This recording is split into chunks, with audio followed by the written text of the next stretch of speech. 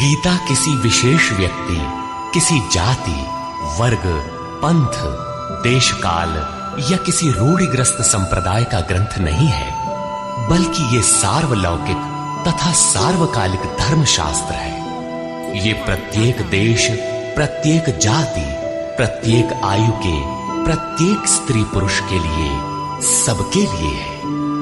सचमुच गीता संपूर्ण मानव जाति का धर्मशास्त्र है और कितने गौरव की बात है कि गीता आपका धर्मशास्त्र है।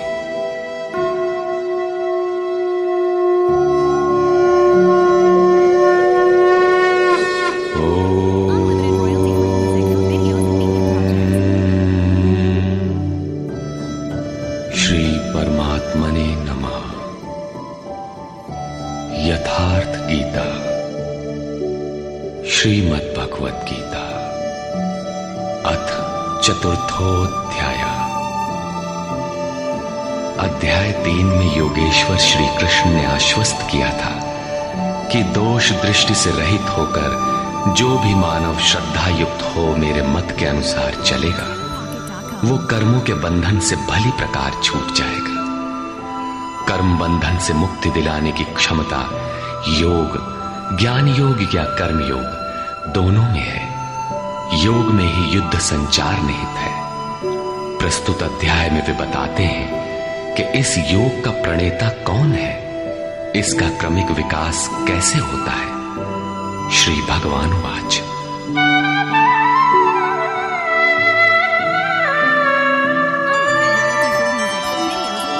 इमं विवस्वते योगं प्रोक्तवान् अहमव्ययम् विवस्वान् मनवे प्राह मनुरिक्ष्वाकवे ब्रवीत्।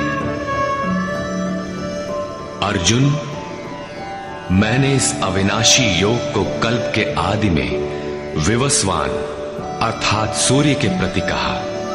विवस्वान ने मनु से और मनु ने इक्ष्वाकु से कहा। किसने कहा? मैंने।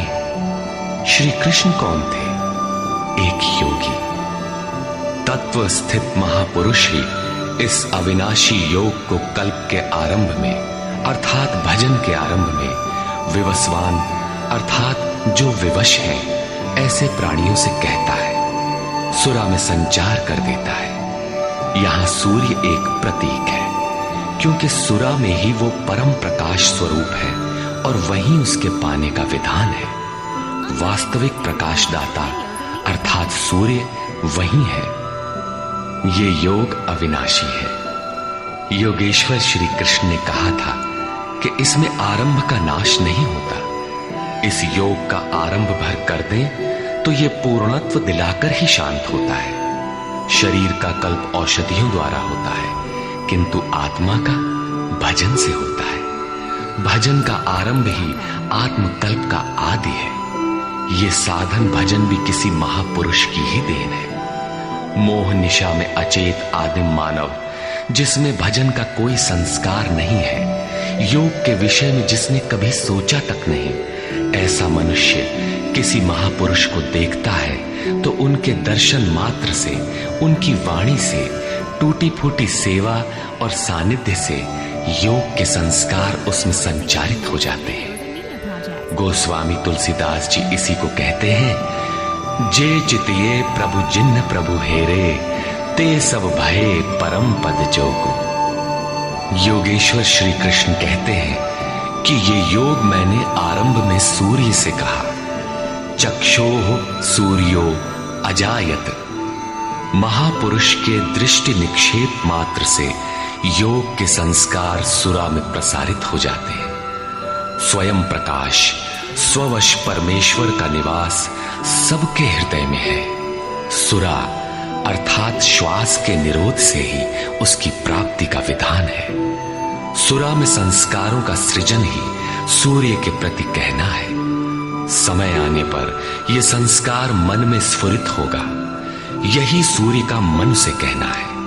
मन में स्फुरित होने पर महापुरुष के उस वाक्य के प्रति इच्छा जागृत हो जाएगी। यदि मन में कोई बात है तो उसे पाने की इच्छा अवश्य होगी। यही मनु का इक्ष्वाकु से कहना है।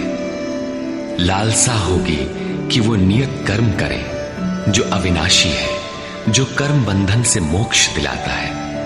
ऐसा है तो किया जाए, और आराधना गति पकड़ लेती है। गति पकड़कर ये योग कहां पहुंचाता है, इस पर कहते हैं,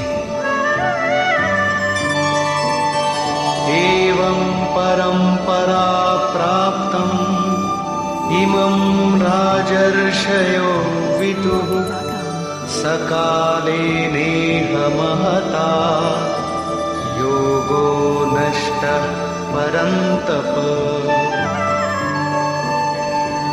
इस प्रकार किसी महापुरुष द्वारा संस्कार रहित पुरुषों की सुरा में, सुरा से मन में, मन से इच्छा में, और इच्छा तीव्र होकर क्रियात्मक आचरण में ढलकर ये योग क्रमशः उत्थान करते करते राजर्षि श्रेणी तक पहुंच जाता है। उस अवस्था में जाकर विदित होता है। इस स्तर के साधक में रिद्धियों सिद्धियों का संचार होता है। वो योग इस महत्वपूर्ण काल में इसी लोक अर्थात शरीर में प्रायः नष्ट हो जाता है। इस सीमा रेखा को कैसे पार किया जाए? क्या इस विशेष स्थल पर पहुंचकर सभी नष्ट हो जाते हैं? श्री कृष्ण कहते हैं, नहीं, जो मेरा आश्रित है, मेरा प्रिय भक्त है, अनन्य सखा है, वो नष्ट नहीं होता।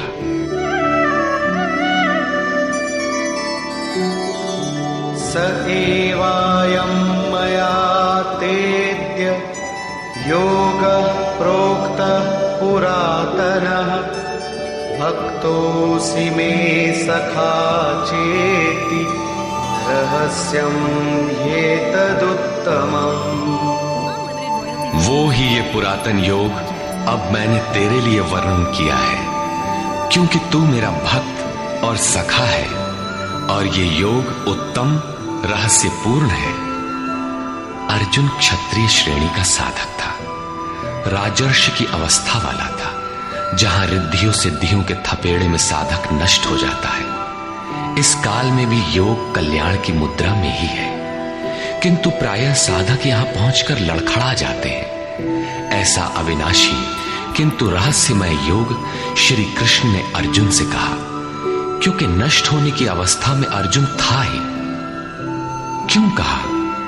इसलिए कि तू मेरा भक्त है, अनन्य भाव से मेरे आश्रित है, प्रिय है, सखा है।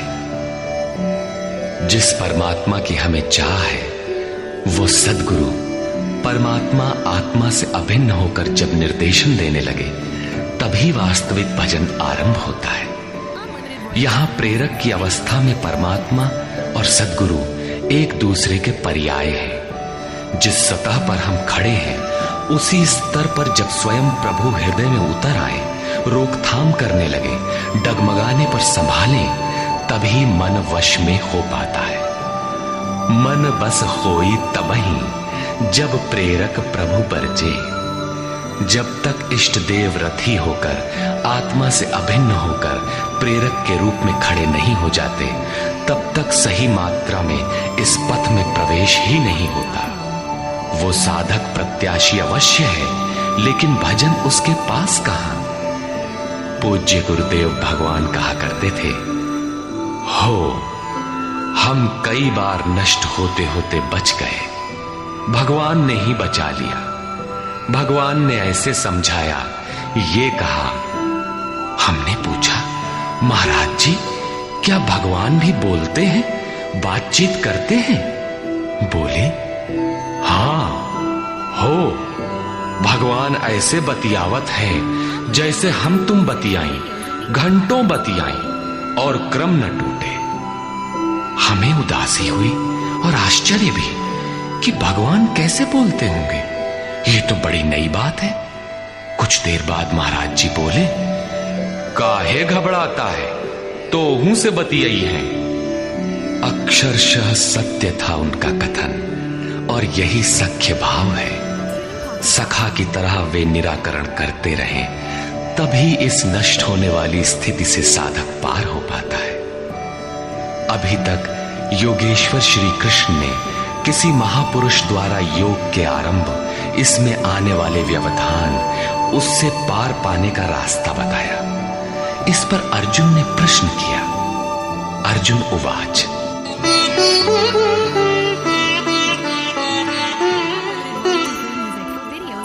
अपरं भवतो जन्म परं जन्म विवस्वतः कथमेतद्विजानीयाम् त्वमादौ प्रोक्तवानिति। भगवान, आपका जन्म तो अपरम अब हुआ है और मेरे अंदर सुरा का संचार बहुत पुराना है, तो मैं कैसे मान लूं कि इस योग को भजन के आदि में आपने ही कहा था। इस पर योगेश्वर श्री कृष्ण महाराज बोले। श्री भगवान वाच,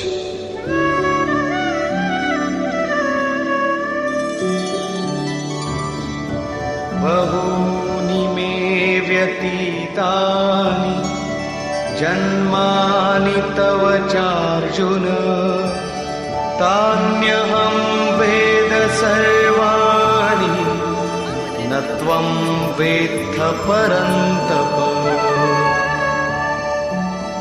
अर्जुन, मेरे और तेरे बहुत से जन्म हो चुके हैं। हे परम तप, उन सबको तू नहीं जानता, किंतु मैं जानता हूं। साधक नहीं जानता, स्वरूपस्थ महापुरुष जानता है, अव्यक्त की स्थिति वाला जानता है। क्या आप सबकी तरह पैदा होते हैं? श्री कृष्ण कहते हैं, नहीं, स्वरूप की प्राप्ति शरीर प्राप्ति से भिन्न है। मेरा जन्म इन आंखों से नहीं देखा जा सकता। मैं अजन्मा, अव्यक्त, शाश्वत होते हुए भी शरीर के आधार वाला हूं। अवधू जीवत में कर आशा, मुए मुक्ति गुरु कहे स्वार्थी, झूठा दे विश्वासा। शरीर के रहते ही उस परम तत्व में प्रवेश पाया जाता है। लेश मात्र भी कमी है तो जन्म लेना पड़ता है। अभी तक अर्जुन श्री कृष्ण को अपने समान देहधारी समझता है। वो अंतरंग प्रश्न रखता है, क्या आपका जन्म वैसा ही है जैसा सबका है? क्या आप भी शरीरों की तरह पैदा होते हैं? श्री कृष्ण कहते हैं, अजोऽपि सन्नव्ययात्मा भूतानामीश्वरोऽपि सन् प्रकृतिं स्वामधिष्ठाय संभवाम्यात्ममायया। मैं विनाश रहित, पुनः जन्म रहित और समस्त प्राणियों के स्वर में संचारित होने पर भी अपनी प्रकृति को अधीन करके आत्म माया से प्रकट होता हूं। एक माया तो अविद्या है, जो प्रकृति में ही विश्वास दिलाती है, नीच एवं अधम योनियों का कारण बनती है। दूसरी माया है आत्म माया, जो आत्मा में प्रवेश दिलाती है, स्वरूप के जन्म का कारण बनती है। इसी को योग माया भी कहते हैं, जिससे हम विलग हैं। उस शाश्वत स्वरूप से ये जोड़ती है, मिलन कराती है। उस आत्मिक प्रक्रिया द्वारा मैं अपनी त्रिगुणमयी प्रकृति को अधीन करके ही प्रकट होता हूं। प्रायः लोग कहते हैं कि भगवान का अवतार होगा तो दर्शन कर लेंगे। श्री कृष्ण कहते हैं कि ऐसा कुछ नहीं होता कि कोई दूसरा देख सके। स्वरूप का जन्म पिंड रूप में नहीं होता। श्री कृष्ण कहते हैं, योग साधना द्वारा, आत्म माया द्वारा अपनी त्रिगुणमयी प्रकृति को स्ववश करके मैं क्रमशः प्रकट होता हूं। लेकिन किन परिस्थितियों में? यदा यदा हि धर्मस्य ग्लानिर्भवति भारत अभ्युत्थानमधर्मस्य तदात्मानं सृजाम्यहम्। हे अर्जुन, जब जब परम धर्म परमात्मा के लिए हृदय ग्लानि से भर जाता है, जब अधर्म की वृद्धि से भाविक पार पाते नहीं देखता, तब मैं आत्मा को रचने लगता हूं। जब आपका हृदय अनुराग से पूरित हो जाए, उस शाश्वत धर्म के लिए गदगद गिरा नयन बह नीरा की स्थिति आ जाए, जब प्रयत्न करके भी अनुरागी अधर्म का पार नहीं पाता, ऐसी परिस्थिति में मैं अपने स्वरूप को रचता हूं। अर्थात भगवान का आविर्भाव केवल अनुरागी के लिए है और ये अवतार किसी भाग्यवान साधक के अंतराल में होता है। आप प्रकट होकर करते क्या है? परित्राणाय साधूनां विनाशाय च दुष्कृतां धर्म संस्थापनार्थाय संभवामि युगे युगे। अर्जुन, साधूनां परित्राणाय परम साध्य एकमात्र परमात्मा है, जिसे साध लेने पर कुछ भी साधना शेष नहीं रह जाती। उस साध्य में प्रवेश दिलाने वाले विवेक, वैराग्य, शम दम इत्यादि दैवी संपद को निर्विघ्न प्रवाहित करने के लिए तथा दुष्कृताम, जिससे दूषित कार्य रूप लेते हैं, उन काम क्रोध राग द्वेषादि विजातीय प्रवृत्तियों को समूल नष्ट करने के लिए तथा धर्म को भली प्रकार स्थिर करने के लिए मैं युग युग में प्रकट होता हूं। युग का तात्पर्य सतयुग, त्रेता, द्वापर में नहीं। युग धर्मों का उतार चढ़ाव मनुष्यों के स्वभाव पर है। युग धर्म सदैव रहे हैं। मानस में संकेत है, नित जुग धर्म हो ही सब केरे, हृदय राम माया के प्रेरे। युग धर्म सभी के हृदय में नित्य होते रहते हैं। अविद्या से नहीं बल्कि विद्या से, राम माया की प्रेरणा से हृदय में होते हैं, जिसे प्रस्तुत श्लोक में आत्म माया कहा गया है। वही है राम माया। हृदय में राम की स्थिति दिला देने वाली, राम से प्रेरित है वो विद्या। कैसे समझा जाए कि अब कौन सा युग कार्य कर रहा है? तो शुद्ध सत्व समता विज्ञाना, कृत प्रभाव प्रसन्न मन जाना। जब हृदय में शुद्ध सत्व गुण ही कार्यरत हो, राजस तथा तामस दोनों गुण शांत हो जाएं, विषमताएं समाप्त हो गई हो, जिसका किसी से द्वेष न हो, विज्ञान हो, अर्थात इष्ट से निर्देशन लेने और उस पर टिकने की क्षमता हो, मन में प्रसन्नता का पूर्ण संचार हो। जब ऐसी योग्यता आ जाए तो सतयुग में प्रवेश मिल गया। इसी प्रकार दो अन्य युगों का वर्णन किया और अंत में तामस बहुत रजो गुण थोरा, कलि प्रभाव विरोध चहु ओरा। तामस गुण भरपूर हो, किंचित राजसी गुण भी उसमें हो, चारों ओर वैर और विरोध हो, तो ऐसा व्यक्ति कलियुगीन है। जब तामसी गुण कार्य करता है तो मनुष्य में आलस्य, निद्रा, प्रमाद का बाहुल्य होता है। वो कर्तव्य जानते हुए भी उसमें प्रवृत्त नहीं हो सकता, निषिद्ध कर्म जानते हुए भी उससे निवृत्ति नहीं हो सकती। इस प्रकार युग धर्मों का उतार चढ़ाव मनुष्यों की आंतरिक योग्यता पर निर्भर है। किसी ने इन योग्यताओं को 4 युग कहा है, तो कोई इन्हें ही 4 वर्ण का नाम देता है, तो कोई इन्हें ही अति उत्तम, उत्तम, मध्यम और निकृष्ट 4 श्रेणी के साधक कहकर संबोधित करता है। प्रत्येक युग में इष्ट साथ देते हैं। हाँ, उच्च श्रेणी में अनुकूलता की भरपूरता प्रतीत होती है, निम्न युगों में सहयोग क्षीण प्रतीत होता है। संक्षेप में श्री कृष्ण कहते हैं कि साध्य वस्तु दिलाने वाले विवेक, वैराग्य इत्यादि को निर्विघ्न प्रवाहित करने के लिए तथा दूषण के कारक काम, क्रोध, राग, द्वेष इत्यादि का पूर्ण विनाश करने के लिए, परम धर्म परमात्मा में स्थिर रखने के लिए मैं युग युग में अर्थात हर परिस्थिति, हर श्रेणी में प्रकट होता हूं, बशर्ते कि ग्लानि हो। जब तक इष्ट समर्थन न दे तब तक आप समझ ही नहीं सकेंगे कि विकारों का विनाश हुआ अथवा अभी कितना शेष है। प्रवेश से पराकाष्ठा पर्यंत इष्ट हर श्रेणी में हर योग्यता के साथ रहते हैं। उनका प्राकट्य अनुरागी के हृदय में होता है। भगवान प्रकट है तब तो सभी दर्शन करते होंगे। श्री कृष्ण कहते हैं नहीं।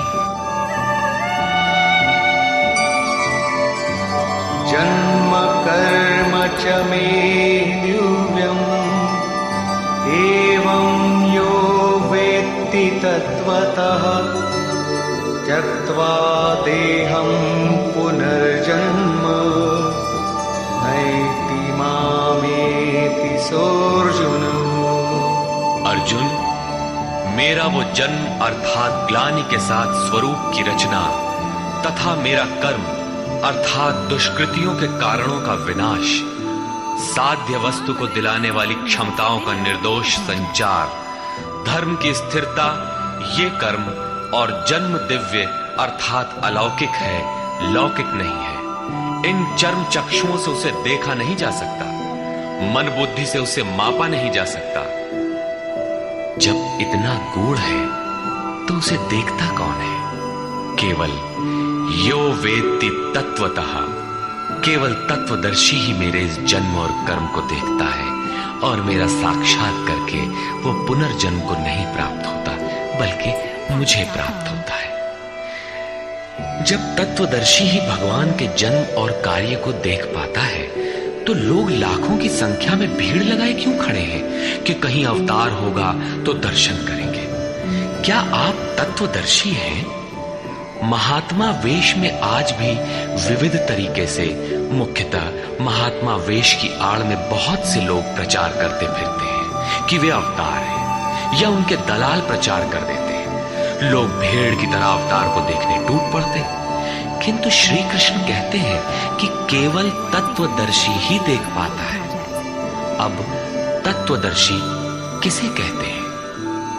अध्याय 2 में सत असत का निर्णय देते हुए योगेश्वर श्री कृष्ण ने बताया था कि अर्जुन, असत वस्तु का अस्तित्व नहीं है और सत का तीनों कालों में कभी अभाव नहीं है। तो क्या आप ऐसा कहते हैं? बताया उन्होंने, नहीं, तत्वदर्शियों ने इसे देखा, न किसी भाषाविद ने देखा, न किसी समृद्धिशाली ने देखा।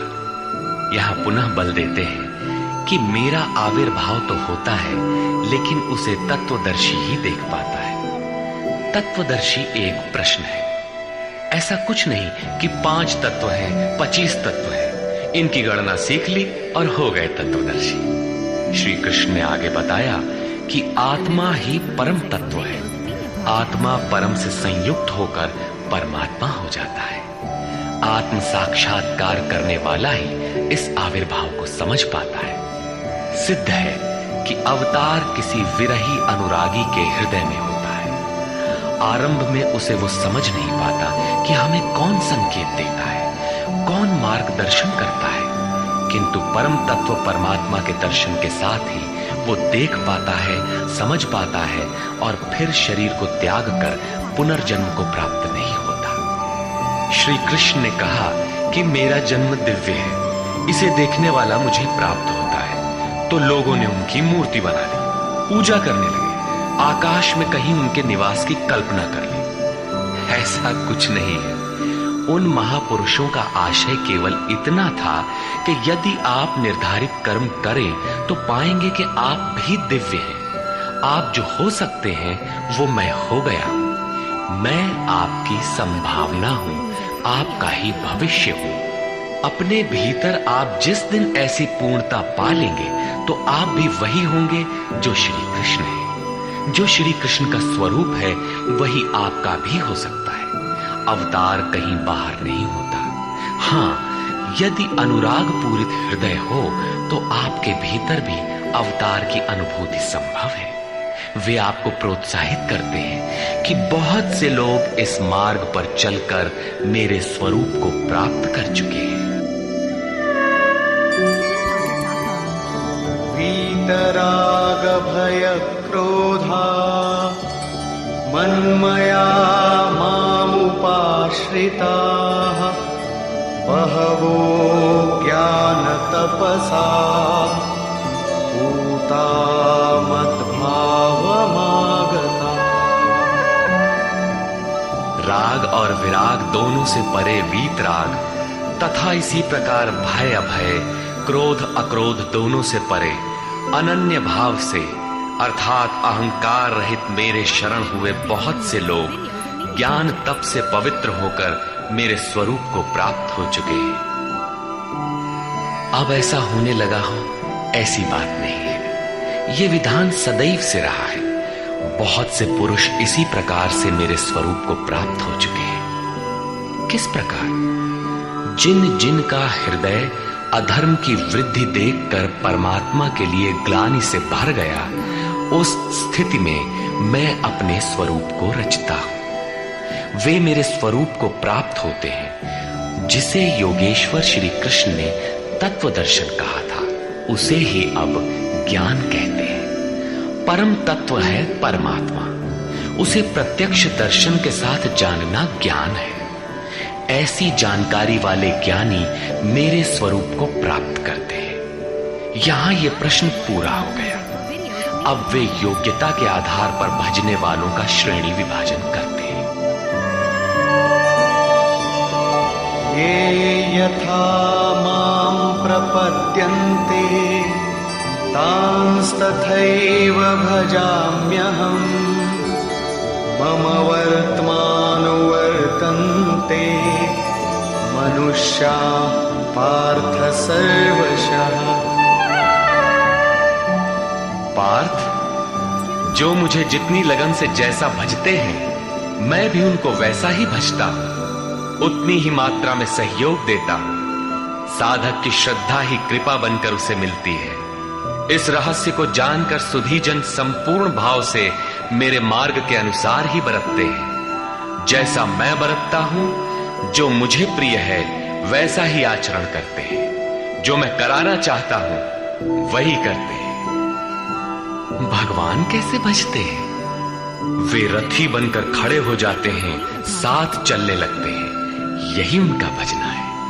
दूषित जिनसे पैदा होते हैं, उनका विनाश करने के लिए वे खड़े हो जाते हैं। सत्य में प्रवेश दिलाने वाले सद्गुणों का परित्राण करने के लिए वे खड़े हो जाते हैं। जब तक इष्ट देव हृदय से पूर्णता रथी न हो और हर कदम पर सावधान न करें, तब तक कोई कैसा ही भजनानंदी क्यों न हो, लाख आंख मूंदे, लाख प्रयत्न करे, वो इस प्रकृति के द्वंद्व से पार नहीं हो सकता। वो कैसे समझेगा कि हम कितनी दूरी तय कर चुके, कितना शेष है। इष्ट ही आत्मा से अभिन्न होकर खड़े हो जाते हैं और उसका मार्गदर्शन करते हैं कि तुम यहां पर हो, ऐसे करो, ऐसे चलो। इस प्रकार प्रकृति की खाई पाटते हुए शनैः शनैः आगे बढ़ाते हुए स्वरूप में प्रवेश दिला देंगे। भजन तो साधक को ही करना पड़ता है, किंतु उसके द्वारा इस पथ में जो दूरी तय होती है वो इष्ट की देन है। ऐसा जानकर सभी मनुष्य सर्वतोभावेन मेरा अनुसरण करते हैं। किस प्रकार वे बरतते हैं? कांक्षन्तः कर्मणां सिद्धिं यजन्त इह देवताः क्षिप्रं हि मानुषे लोके सिद्धिर्भवति कर्मजा। वे पुरुष इस मनुष्य शरीर में कर्मों की सिद्धि चाहते हुए देवताओं को पूजते हैं। कर्म कौन सा? श्री कृष्ण ने कहा, अर्जुन तू नियत कर्म कर। नियत कर्म क्या है? यज्ञ की प्रक्रिया ही कर्म है। यज्ञ क्या है? साधना की विधि विशेष, जिसमें श्वास प्रश्वास का हवन, इंद्रियों के बहिर्मुखी प्रवाह को संयमाग्नि में हवन किया जाता है, जिसका परिणाम है परमात्मा। कर्म का शुद्ध अर्थ है आराधना, जिसका स्वरूप इसी अध्याय में आगे मिलेगा। इस आराधना का परिणाम क्या है? संसिद्धिम, परम सिद्धि परमात्मा यान्ति ब्रह्म सनातनम, शाश्वत ब्रह्म में प्रवेश, परम नैष्कर्म्य की स्थिति। श्री कृष्ण कहते हैं, मेरे अनुसार बरतने वाले लोग इस मनुष्य लोक में कर्म के परिणाम परम नैष्कर्म्य सिद्धि के लिए देवताओं को पूजते हैं, अर्थात दैवी संपद को बलवती बनाते हैं। तीसरे अध्याय में उन्होंने बताया था कि इस यज्ञ द्वारा तुम देवताओं की वृद्धि करो, दैवी संपद को बलवती बनाओ। ज्यों-ज्यों हृदय देश में वो दैवी संपद उन्नत होगी, त्यों ही त्यों तुम्हारी उन्नति होगी। इस प्रकार परस्पर उन्नति करते हुए परम श्रेय को प्राप्त हो जाओ। अंत तक उन्नति करते जाने की ये अंतःक्रिया है। इसी पर बल देते हुए श्री कृष्ण कहते हैं कि मेरे अनुकूल बरतने वाले लोग इस मनुष्य शरीर में कर्मों की सिद्धि चाहते हुए दैवी संपद को बलवती बनाते हैं, जिससे वो नैष्कर्म्य सिद्धि शीघ्र ही होती है। वो असफल नहीं होती, सफल ही होती है। शीघ्र का तात्पर्य, क्या कर्म में प्रवृत्ति होते ही तत्क्षण ये परम सिद्धि मिल जाती है? श्री कृष्ण कहते हैं, नहीं, इस सोपान पर क्रमशः चढ़ने का विधान है। कोई छलांग लगाकर भावातीत ध्यान जैसा चमत्कार नहीं होता।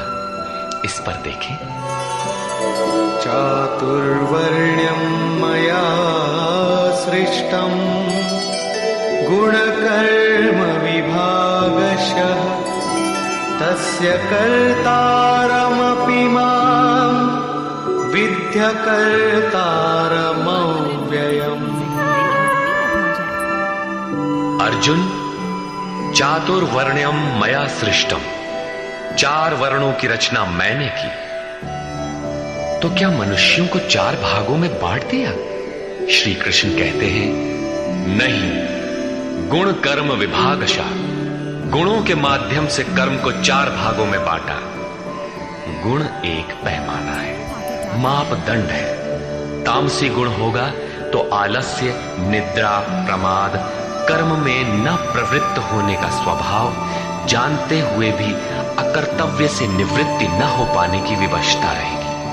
ऐसी अवस्था में साधन आरंभ कैसे करें? 2 घंटे आप आराधना में बैठते हैं, इस कर्म के लिए प्रयत्नशील होना चाहते हैं, किंतु 10 मिनट भी अपने पक्ष में नहीं पाते। शरीर अवश्य बैठा है, लेकिन जिस मन को बैठना चाहिए वो हवा से बातें कर रहा है, कुतर्कों का जाल बुन रहा है, तरंग पर तरंग छाई है। तो आप बैठे क्यों हैं? समय क्यों नष्ट करते हैं? उस समय केवल परिचर्यात्मकम कर्म शूद्रस्यापि स्वभावजम, जो महापुरुष अव्यक्त की स्थिति वाले हैं, अविनाशी तत्व में स्थित हैं, उनकी तथा इस पथ पर अग्रसर अपने से उन्नत लोगों की सेवा में लग जाओ। इससे दूषित संस्कार शमन होते जाएंगे, साधना में प्रवेश दिलाने वाले संस्कार सबल होते जाएंगे। क्रमशः तामसी गुण न्यून होने पर राजसी गुणों की प्रधानता तथा सात्विक गुण के स्वल्प संचार के साथ साधक की क्षमता वैश्य श्रेणी की हो जाती है। उस समय वही साधक इंद्रिय संयम, आत्मिक संपत्ति का संग्रह स्वभावतः करने लगेगा। कर्म करते करते उसी साधक में सात्विक गुणों का बाहुल्य हो जाएगा, राजसी गुण कम रह जाएंगे, तामसी गुण शांत रहेंगे।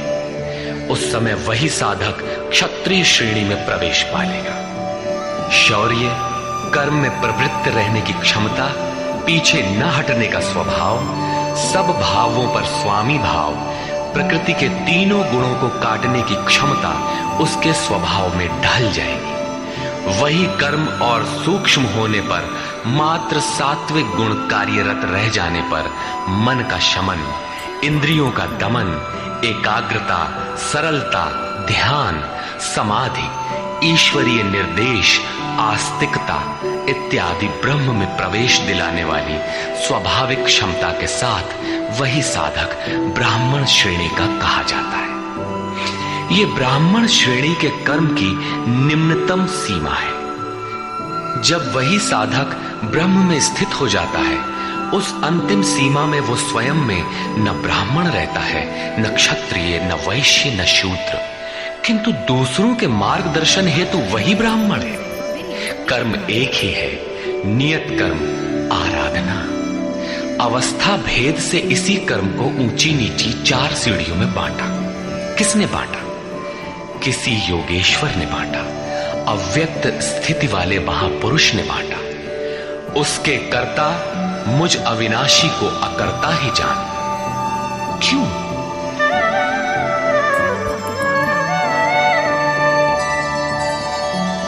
न मां कर्माणि लिम्पन्ति न मे कर्मफले स्पृहा इति मां योऽभिजानाति कर्मभिर्न स बध्यते। क्योंकि कर्मों के फल में मेरी स्पृहा नहीं है। कर्मों का फल क्या है? श्री कृष्ण ने पीछे बताया था कि यज्ञ जिससे पूरा होता है उस क्रिया का नाम कर्म है, और पूर्ति काल में यज्ञ जिसकी रचना करता है उस ज्ञानामृत को पान करने वाला शाश्वत सनातन ब्रह्म में प्रवेश पा लेता है। कर्म का परिणाम है परमात्मा। उस परमात्मा की चाह भी अब मुझे नहीं है, क्योंकि वो मुझसे भिन्न नहीं है। मैं अव्यक्त स्वरूप हूं, उसी की स्थिति वाला हूं। अब आगे कोई सत्ता नहीं जिसके लिए इस कार्य पर स्नेह रखूं।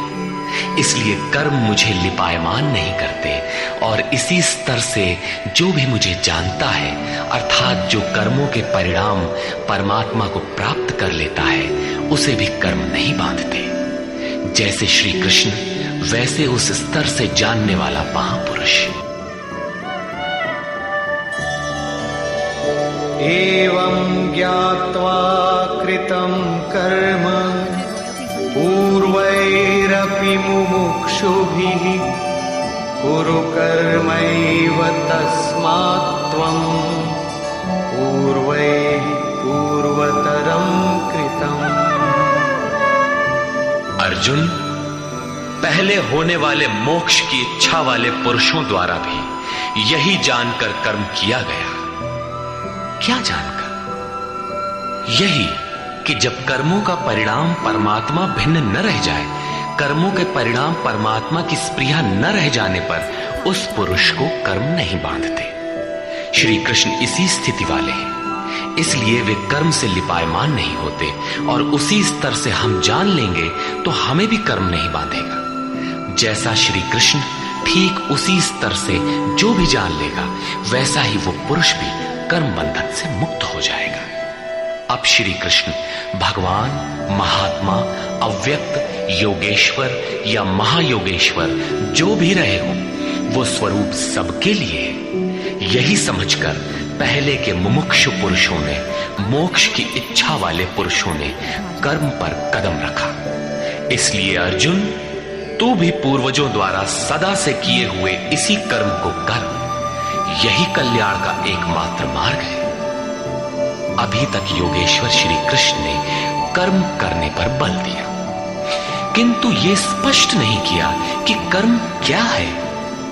अध्याय 2 में उन्होंने कर्म का नाम मात्र लिया कि अब इसी को तू निष्काम कर्म के विषय में सुन। उसकी विशेषताओं का वर्णन किया कि यह जन्म मरण के महान भय से रक्षा करता है। कर्म करते समय सावधानी का वर्णन किया, लेकिन यह नहीं बताया कि कर्म क्या है। अध्याय 3 में उन्होंने कहा कि ज्ञान मार्ग अच्छा लगे या निष्काम कर्म योग, कर्म तो करना ही पड़ेगा। न कर्मों को त्यागने से कोई ज्ञानी होता है, और न कर्म को न आरंभ करने से कोई निष्कर्मी।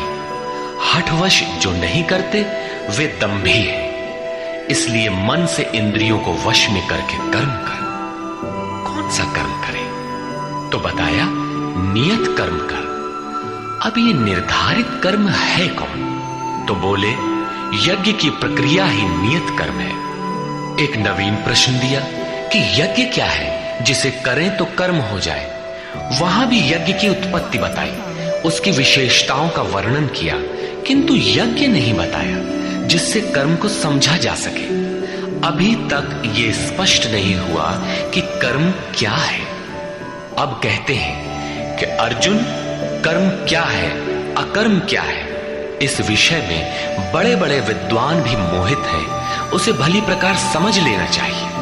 किं कर्म किम कर्मेति कवयोऽप्यत्र मोहिताः तत्ते कर्म प्रवक्ष्यामि यज्ञात्वा मोक्ष्यसे शुभाम्।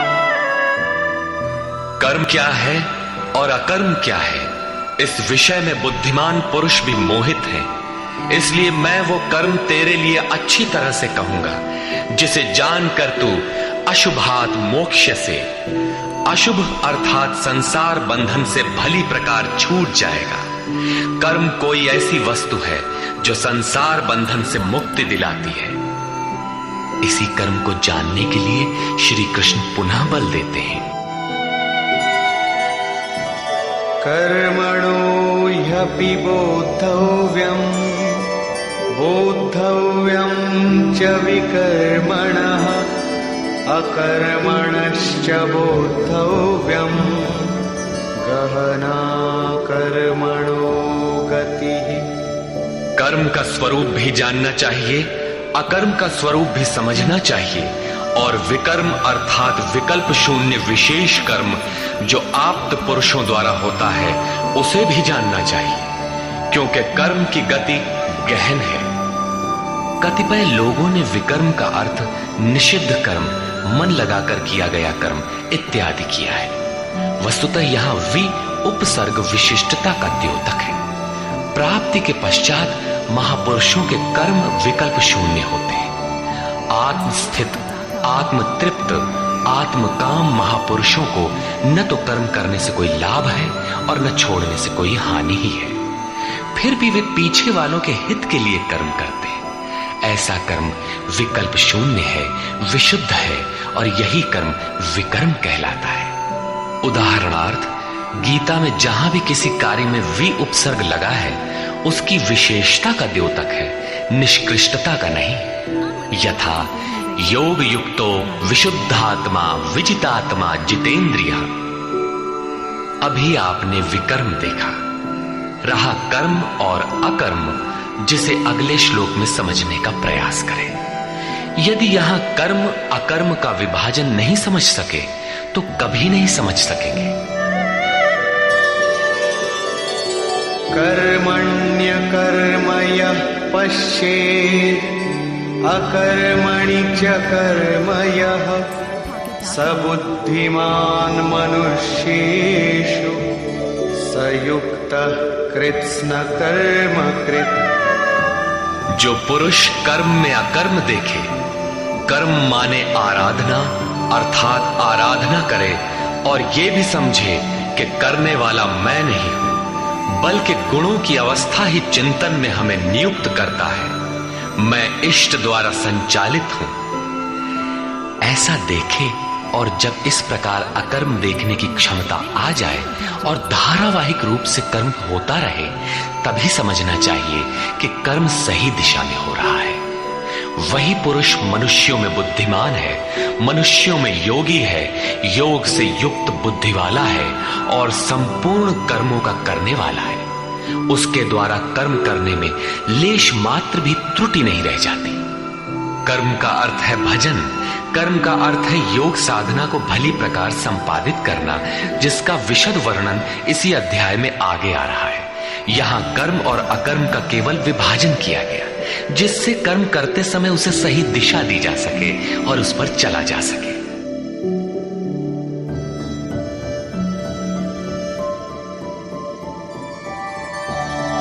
यस्य सर्वे समारंभाः कामसंकल्पवर्जिताः ज्ञानाग्निदग्धकर्माणं तमाहु पंडितं बुधाः। अर्जुन, यस्य सर्वे समारंभाः, जिस पुरुष के द्वारा संपूर्णता से आरंभ की हुई क्रिया काम संकल्प वर्जिता, क्रमशः उत्थान होते होते इतनी सूक्ष्म हो गई कि वासना और मन के संकल्प विकल्प से ऊपर उठ गई। कामना और संकल्पों का निरोध होना मन की विजेतावस्था है। अतः कर्म कोई ऐसी वस्तु है जो इस मन को कामना और संकल्प विकल्प से ऊपर उठा देता है। उस समय ज्ञानाग्नि दग्ध कर्माणम, अंतिम संकल्प के भी शमन के साथ, जिसे हम नहीं जानते, जिसे जानने के लिए हम इच्छुक थे, उस परमात्मा की प्रत्यक्ष जानकारी हो जाती है। क्रियात्मक पथ पर चलकर परमात्मा की प्रत्यक्ष जानकारी का नाम ही ज्ञान है। उस ज्ञान के साथ ही दग्ध कर्माणम, कर्म सदा के लिए दग्ध हो जाते हैं। जिसे पाना था पा लिया, आगे कोई सत्ता नहीं जिसकी शोध करे, इसलिए कर्म करके ढूंढे भी तो किसे। उस जानकारी के साथ कर्म की आवश्यकता समाप्त हो जाती है। ऐसी स्थिति वालों को ही बोध स्वरूप महापुरुषों ने पंडित कहकर संबोधित किया है। उनकी जानकारी पूर्ण है। ऐसी स्थिति वाला महापुरुष करता क्या है, रहता कैसे है, उसकी रहनी पर प्रकाश डालते हैं। त्यक्त्वा कर्मफलासंगम नित्यतृप्तो निराश्रयः कर्मण्यभिप्रवृत्तोऽपि नैव किंचित् करोति सः।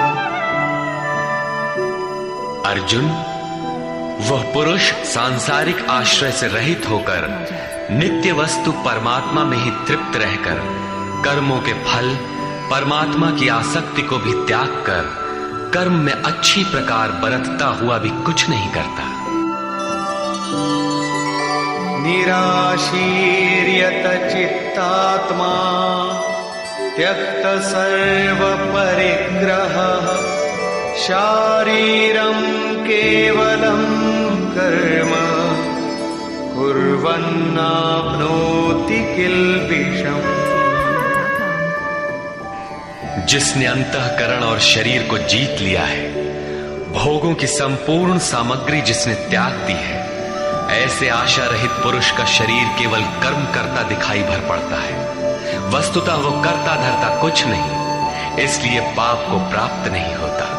वो पूर्णत्व को प्राप्त है, इसलिए आवागमन को प्राप्त नहीं होता।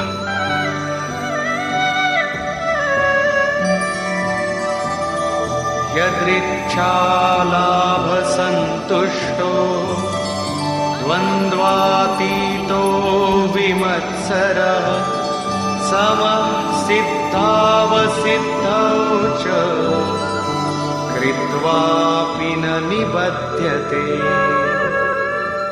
अपने आप जो कुछ भी प्राप्त हो उसी में संतुष्ट रहने वाला, सुख दुख, राग द्वेष और हर्ष शोकादि द्वंद्वों से परे, विमत्सरः, ईर्ष्या रहित तथा सिद्धि और असिद्धि में समभाव वाला पुरुष कर्मों को करके भी नहीं बंधता। सिद्धि अर्थात जिसे पाना था वो अब भिन्न नहीं है और वो कभी विलग भी नहीं होगा, इसलिए असिद्धि का भी भय नहीं है। इस प्रकार सिद्धि और असिद्धि में समभाव वाला पुरुष कर्म करके भी नहीं बंधता। कौन सा कर्म वो करता है? वही नियत कर्म, यज्ञ की प्रक्रिया। इसी को दोहराते हुए कहते हैं,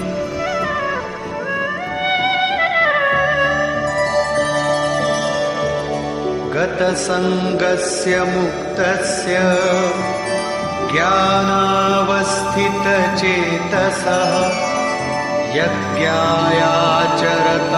कर्म समग्रं प्रविलीयते। अर्जुन, यज्ञायाचरतः कर्म, यज्ञ का आचरण ही कर्म है और साक्षात्कार का नाम ही ज्ञान है। इस यज्ञ का आचरण करके साक्षात्कार के साथ ज्ञान में स्थित संग दोष और आसक्ति से रहित मुक्त पुरुष के संपूर्ण कर्म भली प्रकार विलीन हो जाते हैं। वे कर्म कोई परिणाम उत्पन्न नहीं कर पाते, क्योंकि कर्मों का फल परमात्मा उनसे भिन्न नहीं रह गया।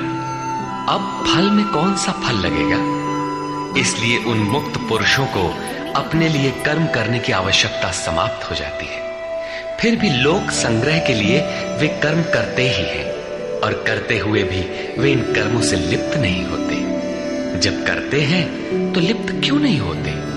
इस पर कहते हैं, ब्रह्मार्पणं ब्रह्महविः ब्रह्माग्नौ ब्रह्मणाहुतं ब्रह्मैव तेन गन्तव्यं ब्रह्म कर्म समाधिना।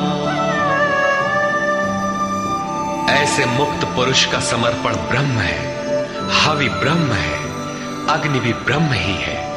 अर्थात ब्रह्म रूप अग्नि में ब्रह्म रूपी कर्ता द्वारा जो हवन किया जाता है वो भी ब्रह्म है। ब्रह्म कर्म समाधिना, जिसके कर्म ब्रह्म का स्पर्श करके समाधिस्थ हो चुके हैं, उसमें विलय हो चुके हैं, ऐसे महापुरुष के लिए जो प्राप्त होने योग्य है वो भी ब्रह्म ही है। वो कर्ता धर्ता कुछ नहीं, केवल लोक संग्रह के लिए कर्म में बरतता है। ये तो प्राप्ति वाले महापुरुष के लक्षण हैं, किंतु कर्म में प्रवेश लेने वाले प्रारंभिक साधक कौन सा यज्ञ करते हैं? अब यहां उसी यज्ञ को स्पष्ट करते हैं।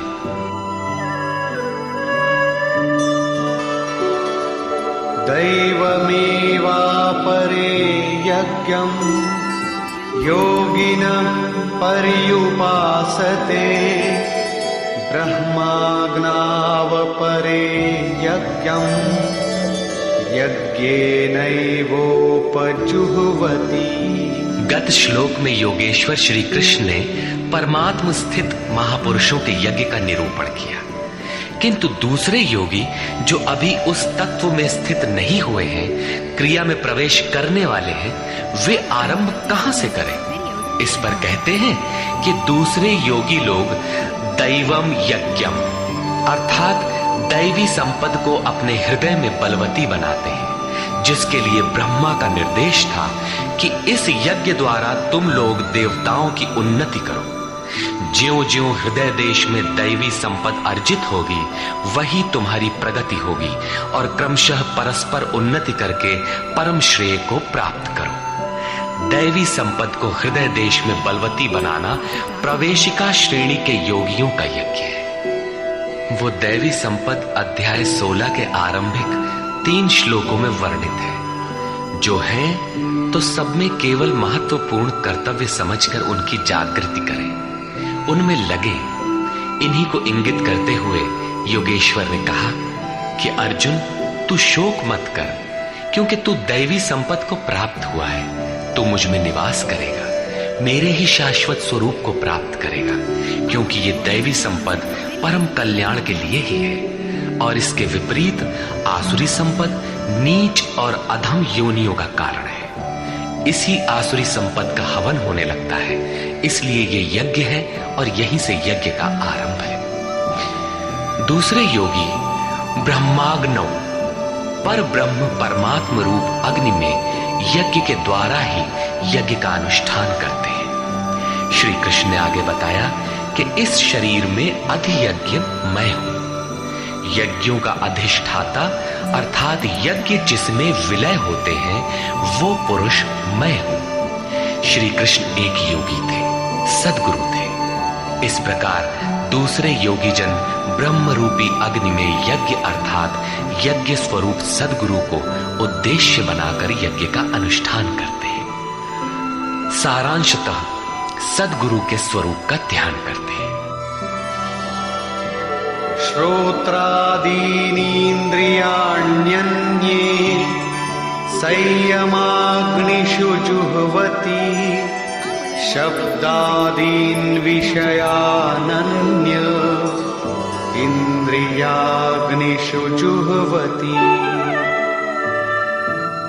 अन्य योगी जन श्रोत्रादिक अर्थात श्रोत्र, नेत्र, त्वचा, जिह्वा, नासिका सब इंद्रियों को संयम रूपी अग्नि में हवन करते हैं, अर्थात इंद्रियों को विषयों से समेटकर संयत कर लेते हैं। यहां आग नहीं जलती। जैसे अग्नि में डालने से हर वस्तु भस्मसात हो जाती है, ठीक इसी प्रकार संयम ही एक अग्नि है जो इंद्रियों के संपूर्ण बहिर्मुखी प्रवाह को दग्ध कर देता है। दूसरे योगी लोग शब्दादिक अर्थात शब्द, स्पर्श, रूप, रस और गंध विषयों को इंद्रिय रूपी अग्नि में हवन कर देते हैं, अर्थात उनका आशय बदलकर साधना परक बना लेते हैं। साधक को संसार में रहकर ही तो भजन करना है। सांसारिक लोगों के भले बुरे शब्द उससे टकराते ही रहते हैं। विषयोत्तेजक ऐसे शब्दों को सुनते ही साधक उनके आशय को योग, वैराग्य सहायक, वैराग्योत्तेजक भावों में बदलकर इंद्रिय रूपी अग्नि में हवन कर देते हैं। जैसे कि एक बार अर्जुन अपने चिंतन में रत था, अकस्मात उसके कर्ण कुहरों में संगीत लहरी झंझना उठी। उसने सिर उठाकर देखा तो उर्वशी खड़ी थी जो एक वेश्या थी। सभी उसके रूप पर मुग्ध हो झूम रहे थे, किंतु अर्जुन ने उसे स्नेहिल दृष्टि से मातृवत देखा। उस शब्द रूप से मिलने वाले विकार विलीन हो गए, इंद्रियों के अंतराल में ही समाहित हो गए। यहां इंद्रिय ही अग्नि है। अग्नि में डाली हुई वस्तु जैसे भस्मसात हो जाती है, उसी प्रकार आशय बदलकर इष्ट के अनुकूल ढाल लेने पर विषयोत्तेजक रूप, रस, गंध, स्पर्श और शब्द भी भस्म हो जाते हैं। साधक पर कुप्रभाव नहीं डाल पाते। साधक इन शब्दादिकों में रुचि नहीं लेता, इन्हें ग्रहण नहीं करता। इन श्लोकों में अपरे, अन्य शब्द एक ही साधक की ऊंची नीची अवस्थाएं है। एक ही यज्ञकर्ता का ऊंचा नीचा स्तर है, न कि अपरे अपरे कहने से कोई अलग अलग यज्ञ। सर्वाणि इंद्रिय कर्माणि प्राण कर्माणि चापरे आत्मसंयम योगाग्नौ जुह्वति ज्ञान दीपिते। अभी तक योगेश्वर ने जिस यज्ञ की चर्चा की उसमें क्रमशः दैवी संपत्ति को अर्जित किया जाता है।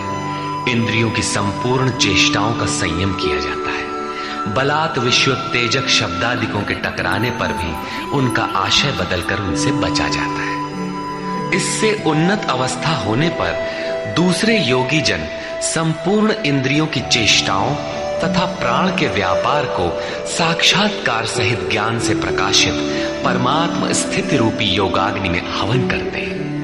जब संयम की पकड़ आत्मा के साथ तद्रूप हो जाती है, प्राण और इंद्रियों का व्यापार भी शांत हो जाता है, उस समय विषयों को उद्दीप्त करने वाली और इष्ट में प्रवृत्ति दिलाने वाली दोनों धाराएं आत्मसात हो जाती है। परमात्मा में स्थिति मिल जाती है, यज्ञ का परिणाम निकल आता है। ये है यज्ञ की पराकाष्ठा। जिस परमात्मा को पाना था उसी में स्थिति आ गई तो शेष क्या रहा। पुनः योगेश्वर श्री कृष्ण यज्ञ को भली प्रकार समझाते हैं। द्रव्य यज्ञास्तपो यज्ञा योग यज्ञास्तथा परे स्वाध्याय ज्ञान यज्ञाश्च यतयः संशितव्रता। अनेक लोग द्रव्य यज्ञ करते हैं, अर्थात आत्मपथ में महापुरुषों की सेवा में पत्र पुष्प अर्पण करते हैं। वे समर्पण के साथ महापुरुषों की सेवा में द्रव्य लगाते हैं। श्री कृष्ण आगे कहते हैं कि भक्ति भाव से पत्र पुष्प फल जल जो कुछ भी मुझे देता है उसे मैं खाता हूं और उसका परम कल्याण सृजन करने वाला होता हूं। ये भी यज्ञ ही है।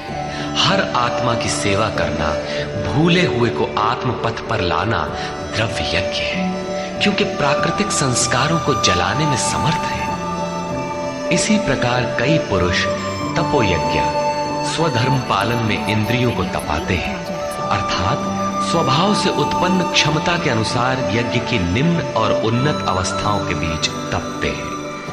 इसी पथ की अल्पज्ञता में पहली श्रेणी का साधक शूद्र परिचर्या द्वारा, वैश्य दैवी संपद के संग्रह द्वारा, क्षत्रिय काम क्रोधादि के उन्मूलन द्वारा और ब्राह्मण ब्रह्म में प्रवेश की योग्यता के स्तर से इंद्रियों को तपाता है। सबको एक जैसा परिश्रम करना पड़ता है। वास्तव में यज्ञ एक ही है, अवस्था के अनुसार ऊंची नीची श्रेणियां गुजरती जाती है। पूज्य महाराज जी कहते थे, मन सहित इंद्रियों और शरीर को लक्ष्य के अनुरूप तपाना ही तप कहलाता है। ये लक्ष्य से दूर भागेंगे, इन्हें समेट कर उधर ही लगाओ। अनेक पुरुष योग यज्ञ का आचरण करते हैं। प्रकृति में भटकती हुई आत्मा का प्रकृति से परे परमात्मा से मिलन का नाम योग है। योग की परिभाषा अध्याय 6/23 में दृष्टव्य है। सामान्यतः दो वस्तुओं का मिलन योग कहलाता है। कागज से कलम मिल गया, थाली और मेज मिल गए तो क्या योग हो गया? नहीं, ये तो पंचभूतों से निर्मित पदार्थ है, एक ही है, दो कहां? दो प्रकृति और पुरुष हैं। प्रकृति में स्थित आत्मा अपने ही शाश्वत रूप परमात्मा में प्रवेश पा जाता है तो प्रकृति पुरुष में विलीन हो जाती है। यही योग है। अतः अनेक पुरुष इस मिलन में सहायक शम, दम इत्यादि नियमों का भली प्रकार आचरण करते हैं। योग यज्ञ करने वाले तथा अहिंसादि तीक्ष्ण व्रतों से युक्त यत्नशील पुरुष स्वाध्याय ज्ञान यज्ञाश्च स्वयं का अध्ययन, स्वरूप का अध्ययन करने वाले ज्ञान यज्ञ के करता है। यहां योग के अंगों अर्थात यम, नियम, आसन, प्राणायाम, प्रत्याहार, धारणा, ध्यान और समाधि, इनको अहिंसादि तीक्ष्ण व्रतों से निर्दिष्ट किया गया है। अनेक लोग स्वाध्याय करते हैं। पुस्तक पढ़ना तो स्वाध्याय का आरंभिक स्तर मात्र है। विशुद्ध स्वाध्याय है स्वयं का अध्ययन, जिससे स्वस्वरूप की उपलब्धि होती है, जिसका परिणाम है ज्ञान अर्थात साक्षात्कार। यज्ञ का अगला चरण बताते हैं। अपाने जुह्वति प्राणं, प्राणे पानं तथा परे, प्राणापान गतिरुद्ध्वा प्राणायाम परायणा। बहुत से योगी अपान वायु में प्राण वायु का हवन करते हैं और उसी प्रकार प्राण वायु में अपान वायु का हवन करते हैं। इससे सूक्ष्म अवस्था हो जाने पर अन्य योगी जन प्राण और अपान दोनों की गति रोककर प्राणायाम के परायण हो जाते हैं। जिसे श्री कृष्ण प्राणापान कहते हैं, उसी को महात्मा बुद्ध अनापान कहते हैं। इसी को उन्होंने श्वास प्रश्वास भी कहा है। प्राण वो श्वास है जिसे आप भीतर खींचते हैं और अपान वो श्वास है जिसे आप बाहर छोड़ते हैं। योगियों की अनुभूति है कि आप श्वास के साथ बाह्य वायुमंडल के संकल्प भी ग्रहण करते हैं और प्रश्वास में इसी प्रकार आंतरिक भले बुरे चिंतन की लहर फेंकते रहते हैं। बाह्य किसी संकल्प का ग्रहण न करना प्राण का हवन है तथा भीतर संकल्पों को न उठने देना अपान का हवन है। न भीतर से किसी संकल्प का स्फुरण हो और न ही बाह्य दुनिया में चलने वाले चिंतन अंदर क्षोभ उत्पन्न कर पाए। इस प्रकार प्राण और अपान दोनों की गति सम हो जाने पर प्राणों का याम अर्थात निरोध हो जाता है। यही प्राणायाम है। ये मन की विजितावस्था है। प्राणों का रुकना और मन का रुकना एक ही बात है। प्रत्येक महापुरुष ने इस प्रकरण को लिया है। वेदों में इसका उल्लेख है, चत्वारि वाक पारमिता पदानि। इसी को पूज्य महाराज जी कहा करते थे। हो, एक ही नाम को 4 श्रेणियों से जपा जाता है, बैखरी, मध्यमा, पश्यंती और परा। बैखरी उसे कहते हैं जो व्यक्त हो जाए, नाम का इस प्रकार उच्चारण हो कि आप सुने और बाहर कोई बैठा हो तो उसे भी सुनाई पड़े। मध्यमा अर्थात मध्यम स्वर में जप, जिसे केवल आप ही सुने, बगल में बैठा हुआ व्यक्ति भी उस उच्चारण को सुन न सके। ये उच्चारण कंठ से होता है। धीरे धीरे नाम की धुन बन जाती है, डोर लग जाती है। साधना और सूक्ष्म हो जाने पर पश्यंती अर्थात नाम देखने की अवस्था आ जाती है। फिर नाम को जपा नहीं जाता, यही नाम श्वास में ढल जाता है। मन को दृष्टा बनाकर खड़ा कर दे, देखते बर रहे कि सांस कहती क्या है, सांस आती है कब, बाहर निकलती है कब, कहती है क्या।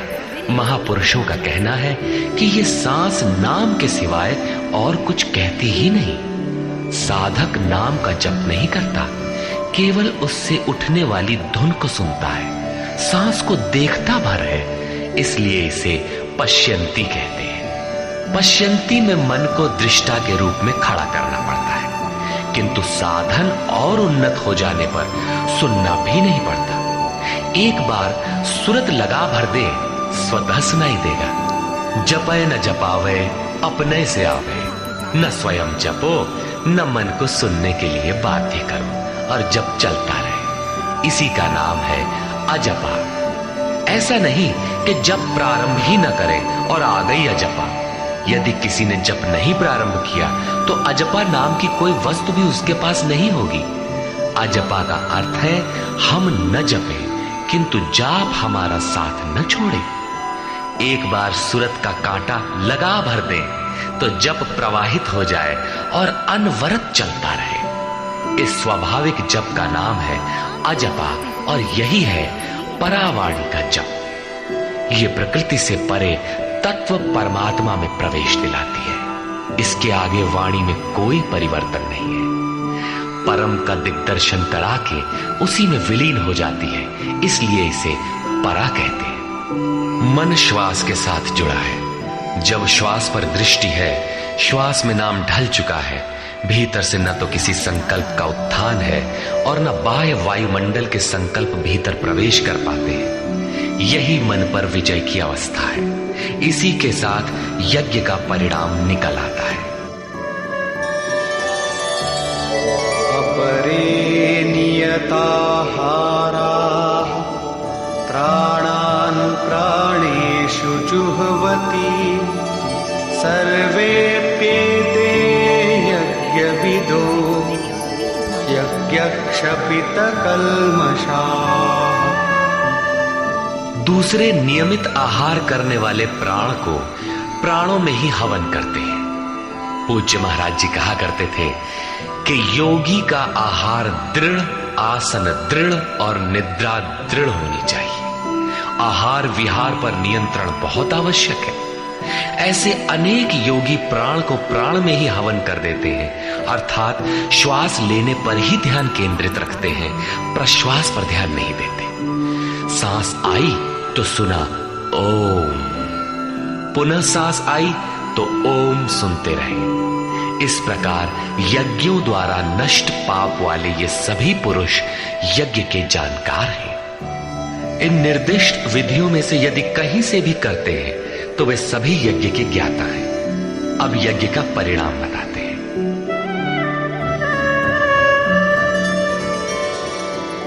यज्ञशिष्टामृतभुजो यान्ति ब्रह्म सनातनम्, नायं लोकोऽस्त्य यज्ञस्य कुतोऽन्यः कुरु सत्तम। कुरुश्रेष्ठ अर्जुन, यज्ञ शिष्टामृत भुज, यज्ञ जिसकी सृष्टि करता है, जिसे अवशेष छोड़ता है, वो है अमृत। उसकी प्रत्यक्ष जानकारी ज्ञान है। उस ज्ञानामृत को भोगने अर्थात प्राप्त करने वाले योगी जन यान्ति ब्रह्म सनातनम, शाश्वत सनातन पर ब्रह्म को प्राप्त होते हैं। यज्ञ कोई ऐसी वस्तु है जो पूर्ण होते ही सनातन पर ब्रह्म में प्रवेश दिला देती है। यज्ञ न करें तो आपत्ति क्या है? श्री कृष्ण कहते हैं कि यज्ञ रहित पुरुष को पुनः ये मनुष्य लोक अर्थात मानव शरीर भी सुलभ नहीं होता, फिर अन्य लोग कैसे सुखदायी होंगे? उसके लिए तो तिर्यक योनियां सुरक्षित हैं, इससे अधिक कुछ नहीं। अतः यज्ञ करना मनुष्य मात्र के लिए नितांत आवश्यक है।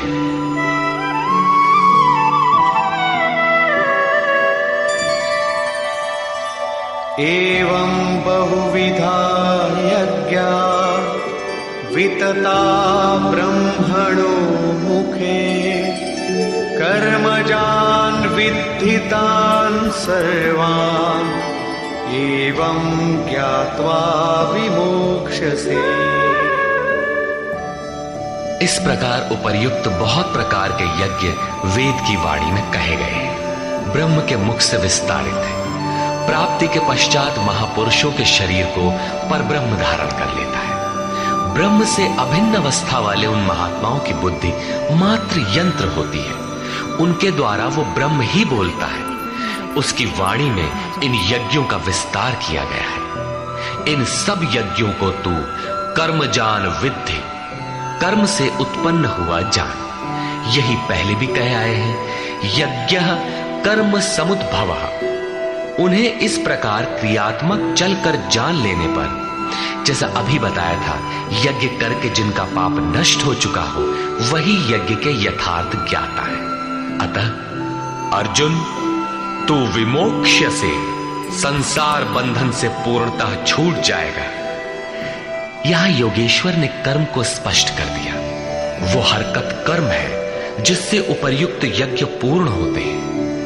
अब यदि दैवी संपत्ति का अर्जन, सद्गुरु का ध्यान, इंद्रियों का संयम, श्वास का प्रश्वास में हवन, प्रश्वास का श्वास में हवन, प्राणापान की गति का निरोध खेती करने से होता हो, व्यापार, नौकरी या राजनीति करने से होता हो, तो आप करिए। यज्ञ तो ऐसी क्रिया है जो पूर्ण होते ही तत्क्षण परब्रह्म में प्रवेश दिला देती है। बाह्य किसी भी कार्य से आप तत्क्षण ब्रह्म में प्रवेश पा जाते हो तो कीजिए।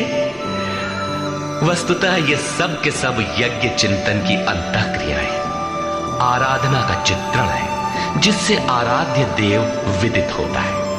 यज्ञ उस आराध्य तक की दूरी तय करने की निर्धारित प्रक्रिया विशेष है। ये यज्ञ श्वास प्रश्वास, प्राणायाम इत्यादि जिस क्रिया से संपन्न होते हैं उस कार्य प्रणाली का नाम कर्म है। कर्म का शुद्ध अर्थ है आराधना, चिंतन। प्रायः लोग कहते हैं कि संसार में कुछ भी किया जाए हो गया कर्म, कामना से रहित होकर कुछ भी करते जाओ हो गया निष्काम कर्मयोग। कोई कहता है कि अधिक लाभ के लिए विदेशी वस्त्र बेचते हैं तो आप सकामी हैं, देश सेवा के लिए स्वदेशी बेचें तो हो गया निष्काम कर्मयोग। निष्ठा पूर्वक नौकरी करें, हानि लाभ की चिंता से मुक्त होकर व्यापार करें, हो गया निष्काम कर्मयोग। जय पराजय की भावना से मुक्त होकर युद्ध करें, चुनाव लड़ें, हो गए निष्कर्मी। मरोगे तो मुक्ति हो जाएगी। वस्तुतः ऐसा कुछ भी नहीं है। योगेश्वर श्री कृष्ण ने स्पष्ट शब्दों में बताया कि इस निष्काम कर्म में निर्धारित क्रिया एक ही है, व्यवसायात्मिका बुद्धि रेकेह कुरुनंदन। अर्जुन, तू निर्धारित कर्म को कर। यज्ञ की प्रक्रिया ही कर्म है। यज्ञ क्या है? श्वास प्रश्वास का हवन, इंद्रियों का संयम, यज्ञ स्वरूप महापुरुष का ध्यान, प्राणायाम, प्राणों का निरोध। ये यज्ञ जिससे होने लगे उस क्रिया का नाम कर्म है। संपूर्ण गीता में एक भी श्लोक ऐसा नहीं है जो सांसारिक कार्य व्यापारों का समर्थन करता हो। प्रायः यज्ञ का नाम आने पर लोग बाहर एक यज्ञ वेदी बनाकर तिल जौ लेकर स्वाहा बोलते हुए हवन प्रारंभ कर देते हैं। ये एक धोखा है। द्रव्य यज्ञ दूसरा है जिसे श्री कृष्ण ने कई बार कहा, किंतु पशु बलि, वस्तुदाह इत्यादि से इसका कोई संबंध नहीं है। श्रेयान् द्रव्यमयाद् यज्ञात् ज्ञानयज्ञः परन्तप सर्वं कर्माखिलं पार्थ ज्ञाने परिसमाप्यते। अर्जुन, सांसारिक द्रव्यों से सिद्ध होने वाले यज्ञ की अपेक्षा ज्ञान यज्ञ, जिसका परिणाम ज्ञान अर्थात साक्षात्कार है, यज्ञ जिसकी सृष्टि करता है, उस अमृत तत्व की जानकारी का नाम ज्ञान है। ऐसा यज्ञ श्रेयस्कर है, परम कल्याणकारी है। हे पार्थ, संपूर्ण कर्म ज्ञान में शेष हो जाते हैं। परिसमाप्यते, भली प्रकार समाहित हो जाते हैं। ज्ञान यज्ञ की पराकाष्ठा है। उसके पश्चात कर्म किए जाने से न कोई लाभ है और न छोड़ देने से उस महापुरुष की कोई क्षति ही होती है। इस प्रकार भौतिक द्रव्यों से होने वाले यज्ञ भी यज्ञ है, किंतु उस यज्ञ की तुलना में जिसका परिणाम साक्षात्कार है, उस ज्ञान यज्ञ की अपेक्षा अत्यंत अल्प है। आप करोड़ का हवन करें, सैकड़ों यज्ञ वेदी बना लें, सतपथ पर द्रव्य लगावें, साधु संत महापुरुषों की सेवा में द्रव्य लगावें, किंतु इस ज्ञान यज्ञ की अपेक्षा अल्प है। वस्तुतः यज्ञ श्वास प्रश्वास का है, इंद्रियों के संयम का है, मन के निरोध का है, जैसा श्री कृष्ण अभी बता आए। इस यज्ञ को प्राप्त कहां किया जाए, उसकी विधि कहां से सीखे? यथा तद्विद्धि प्रणिपातेन परिप्रश्नेन सेवया उपदेक्षन्ति ते ज्ञानम् ज्ञानिनस्तत्त्वदर्शिनः। इसलिए अर्जुन, तू तत्वदर्शी महापुरुष के पास जाकर भली प्रकार प्रणत होकर अर्थात दंडवत प्रणाम करके, अहंकार त्याग कर, शरण होकर, भली प्रकार सेवा करके, निष्कपट भाव से प्रश्न करके तो उस ज्ञान को जान। वे तत्व को जानने वाले ज्ञानी जन तेरे लिए उस ज्ञान का उपदेश करेंगे, साधना पथ पर चलाएंगे। समर्पित भाव से सेवा करने के उपरांत ही इस ज्ञान को सीखने की क्षमता आती है। तत्वदर्शी महापुरुष परम तत्व परमात्मा का प्रत्यक्ष दिग्दर्शन करने वाले हैं। वे यज्ञ की विधि विशेष के ज्ञाता है और वही आपको भी सिखाएंगे। यदि अन्य यज्ञ होता तो ज्ञानी तत्वदर्शी की क्या आवश्यकता थी? स्वयं भगवान के सामने ही तो अर्जुन खड़ा था। भगवान उसे तत्वदर्शी के पास क्यों भेजते हैं? वस्तुतः श्री कृष्ण एक योगी थे। उनका आशय है कि आज तो अनुरागी अर्जुन मेरे समक्ष उपस्थित है, भविष्य में अनुरागियों को कहीं भ्रम ना हो जाए कि श्री कृष्ण तो चले गए, अब किसकी शरण जाए। इसलिए उन्होंने स्पष्ट किया कि तत्वदर्शी के पास जाओ, वे ज्ञानी जन तुझे उपदेश देंगे और यज्ञात्वा न पुनर्मोहम् एवं यास्यसि पाण्डव येन भूतान्यशेषेण रक्ष्यस्यात्मन्यथो मयि। उस ज्ञान को उनके द्वारा समझकर तू इस प्रकार फिर कभी मोह को प्राप्त नहीं होगा। उनसे दी गई जानकारी के द्वारा उस पर चलते हुए तू अपनी आत्मा के अंतर्गत संपूर्ण भूतों को देखेगा, अर्थात सभी प्राणियों में इसी आत्मा का प्रसार देखेगा। जब सर्वत्र एक ही आत्मा के प्रसार को देखने की क्षमता आ जाएगी, उसके पश्चात तू मुझ में प्रवेश करेगा। अतः उस परमात्मा को पाने का साधन तत्व स्थित महापुरुष के द्वारा है। ज्ञान के संबंध में, धर्म और शाश्वत सत्य के संबंध में श्री कृष्ण के अनुसार किसी तत्वदर्शी से ही पूछने का विधान है।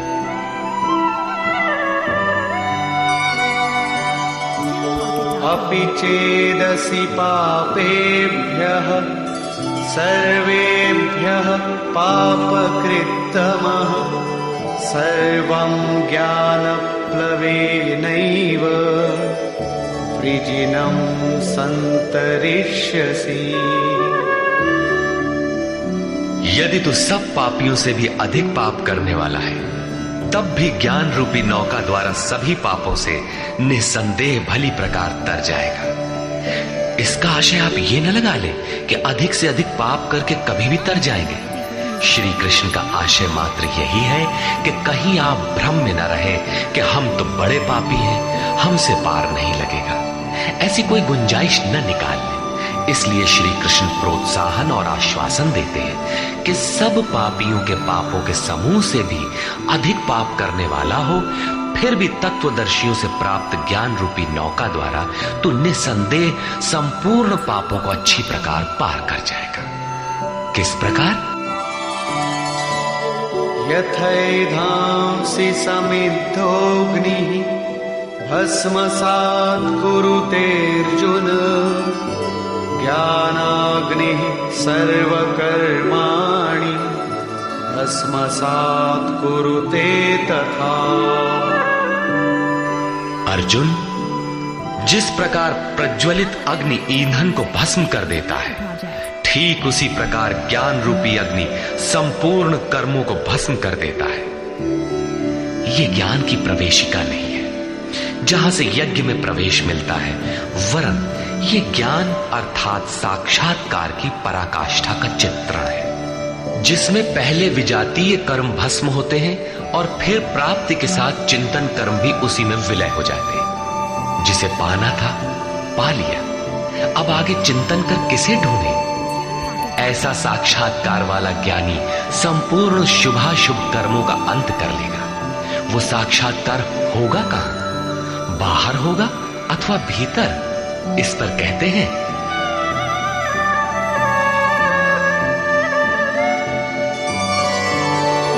नहि ज्ञानेन सदृशं पवित्रमिह विद्यते तत्स्वयं योग संसिद्धः कालेनात्मनि विन्दति।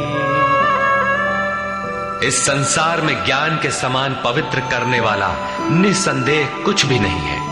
उस ज्ञान अर्थात साक्षात्कार को तू स्वयं, दूसरा नहीं, योग की परिपक्व अवस्था में, आरंभ में नहीं, अपनी आत्मा के अंतर्गत हृदय देश में ही अनुभव करेगा, बाहर नहीं।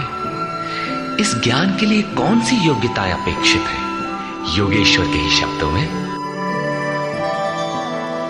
श्रद्धावान् लभते ज्ञानं तत्परः संयतेन्द्रियः ज्ञानं लब्ध्वा परां शान्तिम् अचिरेणाधिगच्छति।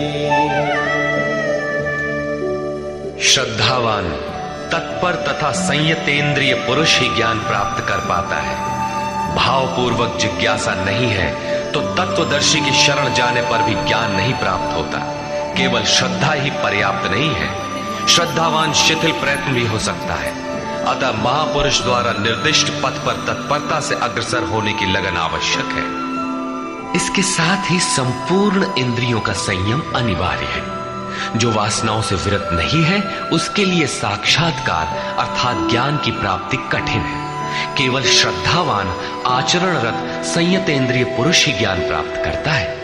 ज्ञान को प्राप्त कर वो तत्क्षण परम शांति को प्राप्त हो जाता है, जिसके पश्चात कुछ भी पाना शेष नहीं रहता। और जहां श्रद्धा नहीं है, अज्ञश्चाश्रद्दधानश्च संशयात्मा विनश्यति नायं लोकोऽस्ति न परो न सुखं संशयात्मनः। अज्ञानी जो यज्ञ के विधि विशेष से अनभिज्ञ है एवं श्रद्धा रहित तथा संशय युक्त पुरुष इस परमार्थ पथ से भ्रष्ट हो जाता है। उनमें भी संशय युक्त पुरुष के लिए न तो सुख है, न पुनः मनुष्य शरीर है और न परमात्मा ही। अतः तत्वदर्शी महापुरुष के पास जाकर इस पथ के संशयों का निवारण कर लेना चाहिए, अन्यथा वे वस्तु का परिचय कभी नहीं पाएंगे। फिर पाता कौन है? योग संन्यस्त कर्माणं ज्ञान संच्छिन्न संशयम् आत्मवन्तं न कर्माणि निबध्नन्ति धनंजय। जिसके कर्म योग द्वारा भगवान में समाहित हो चुके हैं, जिसका संपूर्ण संशय परमात्मा की प्रत्यक्ष जानकारी द्वारा नष्ट हो गया है, परमात्मा से संयुक्त ऐसे पुरुष को कर्म नहीं बांधते। योग के द्वारा ही कर्मों का शमन होगा, ज्ञान से ही संशय नष्ट होगा। इसीलिए श्री कृष्ण कहते हैं, तस्मादज्ञान संभूतं हृत्स्थं ज्ञानासिनात्मनः चित्वैनं संशयं योगम् आतिष्ठोत्तिष्ठ भारत। इसलिए भरतवंशी अर्जुन, तू योग में स्थित हो और अज्ञान से उत्पन्न हुए हृदय में स्थित अपने संशय को ज्ञान रूपी तलवार से काट युद्ध के लिए खड़ा हो। जब साक्षात्कार में बाधक संशय शत्रु मन के भीतर है तो बाहर कोई किसी से क्यों लड़ेगा? वस्तुतः जब आप चिंतन पथ पर अग्रसर होते हैं तब संशय से उत्पन्न बाह्य प्रवृत्तियां बाधा के रूप में स्वाभाविक है। ये शत्रु के रूप में भयंकर आक्रमण करती है। संयम के साथ यज्ञ की विधि विशेष का आचरण करते हुए इन विकारों का पार पाना ही युद्ध है, जिसका परिणाम परम शांति है। यही अंतिम विजय है, जिसके पीछे हार नहीं है। निष्कर्ष, इस अध्याय के आरंभ में योगेश्वर श्री कृष्ण ने कहा कि इस योग को आरंभ में मैंने सूर्य के प्रति कहा, सूर्य ने मनु से और मनु ने इक्ष्वाकु के प्रति कहा और उनसे राजर्षियों ने जाना। मैंने अथवा अव्यक्त स्थिति वाले ने कहा। महापुरुष भी अव्यक्त स्वरूप वाला ही है। शरीर तो उसके रहने का मकान मात्र है। ऐसे महापुरुष की वाणी में परमात्मा ही प्रवाहित होता है। ऐसे किसी महापुरुष से योग सूर्य द्वारा संचारित होता है। उस परम प्रकाश रूप का प्रसार सुरा के अंतराल में होता है, इसलिए सूर्य के प्रति कहा। श्वास में संचारित होकर वे संस्कार रूप में आ गए। सुरा में संचित रहने पर समय आने पर वही मन में संकल्प बनकर आ जाता है। उसकी महत्ता समझने पर मन में उस वाक्य के प्रति इच्छा जागृत होती है और योग कार्य रूप ले लेता है। क्रमशः उत्थान करते करते यह योग रिद्धियों सिद्धियों की राजर्षित्व श्रेणी तक पहुंचने पर नष्ट होने की स्थिति में जा पहुंचता है। किंतु जो प्रिय भक्त है, अनन्य सखा है, उसे महापुरुष ही संभाल लेते हैं। अर्जुन के प्रश्न करने पर कि आपका जन्म तो अब हुआ है, योगेश्वर श्री कृष्ण ने बताया, अव्यक्त, अविनाशी, अजन्मा और संपूर्ण भूतों में प्रवाहित होने पर भी आत्म माया योग प्रक्रिया द्वारा अपनी त्रिगुणमयी प्रकृति को वश में करके मैं प्रकट होता हूं। प्रकट होकर करते क्या है? साध्य वस्तुओं को परित्राण देने तथा जिनसे दूषित उत्पन्न होते हैं उनका विनाश करने के लिए, परम धर्म परमात्मा को स्थिर करने के लिए मैं आरंभ से पूर्ति पर्यंत पैदा होता हूं। मेरा वह जन्म और कर्म दिव्य है, उसे केवल तत्वदर्शी ही जान पाते हैं। भगवान का आविर्भाव तो कलयुग की अवस्था में ही हो जाता है। यदि सच्ची लगन हो किंतु आरंभिक साधक समझ ही नहीं पाता कि ये भगवान बोल रहे हैं या यूं ही संकेत मिल रहे हैं। आकाश से कौन बोलता है? महाराज जी बताते थे कि जब भगवान कृपा करते हैं, आत्मा से रथी हो जाते हैं, तो खंबे से, वृक्ष से, पत्ते से, शून्य से, हर स्थान से बोलते और संभालते हैं। उत्थान होते होते जब परम तत्व परमात्मा विदित हो जाए, तभी स्पर्श के साथ ही वो स्पष्ट समझ पाता है। इसलिए अर्जुन, मेरे उस स्वरूप को तत्वदर्शियों ने देखा और मुझे जानकर वे तत्क्षण मुझ में ही प्रविष्ट हो जाते हैं, जहां से पुनः आवागमन में नहीं आते। इस प्रकार उन्होंने भगवान के आविर्भाव की विधि को बताया कि वह किसी अनुरागी के हृदय में होता है, बाहर कदापि नहीं। श्री कृष्ण ने बताया, मुझे कर्म नहीं बांधते और इस स्तर से जो जानता है उसे भी कर्म नहीं बांधते। यही समझकर मुमुक्षु पुरुषों ने कर्म का आरंभ किया था कि उस स्तर से जानेंगे तो जैसे श्री कृष्ण, वैसा ही उस स्तर से जानने वाला वह पुरुष, और जान लेने पर वैसा ही वह मुमुक्ष अर्जुन। यह उपलब्धि निश्चित है यदि यज्ञ किया जाए। यज्ञ का स्वरूप बताया, यज्ञ का परिणाम परम तत्व परम शांति बताया। इस ज्ञान को पाया कहां जाए? इस पर किसी तत्वदर्शी के पास जाने और उन्हें विधियों से पेश आने को कहा, जिससे वे महापुरुष अनुकूल हो जाए। योगेश्वर ने स्पष्ट किया कि वह ज्ञान तो स्वयं आचरण करके पाएगा, दूसरे के आचरण से तुझे नहीं मिलेगा। वह भी योग की सिद्धि के काल में प्राप्त होगा, प्रारंभ में नहीं। वह ज्ञान अर्थात साक्षात्कार हृदय देश में होगा, बाहर नहीं। श्रद्धालु, तत्पर, संयतेंद्रिय एवं संशय रहित पुरुष ही इसे प्राप्त करता है। अतः हृदय में स्थित अपने संशय को वैराग्य की तलवार से काट। यह हृदय देश की लड़ाई है। बाह्य युद्ध से गीतोक्त युद्ध का कोई प्रयोजन नहीं है। इस अध्याय में योगेश्वर श्री कृष्ण ने मुख्य रूप से यज्ञ का स्वरूप स्पष्ट किया और बताया कि यज्ञ जिससे पूरा होता है उसे करने अर्थात कार्य प्रणाली का नाम कर्म है। कर्म को भली प्रकार इसी अध्याय में स्पष्ट किया। अतः ओम तत्सदिति श्रीमद् भगवद गीता सूपनिषत्सु ब्रह्म विद्यायाम योग शास्त्रे श्री कृष्णा अर्जुन संवादे यज्ञ कर्म स्पष्टीकरण नाम चतुर्थो अध्यायः। इस प्रकार स्वामी अड़गड़ानंद कृत श्रीमद् भगवद गीता के भाष्य यथार्थ गीता का चौथा अध्याय पूर्ण होता है। हरि ओम तत्सत।